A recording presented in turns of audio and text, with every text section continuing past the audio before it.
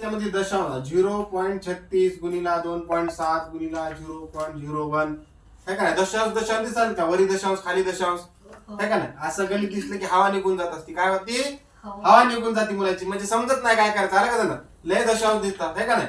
फक्त काय करायचं नाही, या संख्या संख्या लिहून घ्यायच्या. काय करायचं, 36 गुणिला 27 दशांश काढून टाकायचे सर्व, गुणिला 1 खाली 3 गुणिला 6 गुणिला 2 म्हणजे दशांश दशांश आपण काय केले, काढून टाकले. आता काटाकाटी करू, नंतर दशांश बघू आपण कसं करायचं. आलं का त्यांना. आता बघा 6 1 6 6 6 3 1 3 3 9 27 बरोबर. आता इथं पुन्हा करते, बे 1 बे बेत्रिक 6 आणि 9 त्रिक 27 आणि 27 1 27 म्हणजे किती आलं, 27 आलं. किती आलं, 27. आता दशांश बघायचे आपल्याला.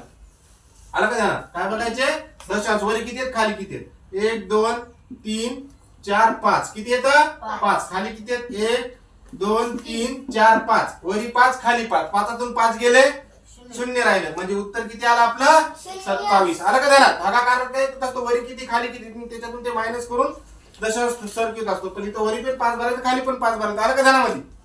किती सोप्या पद्धतीने येत आहे. घ्या.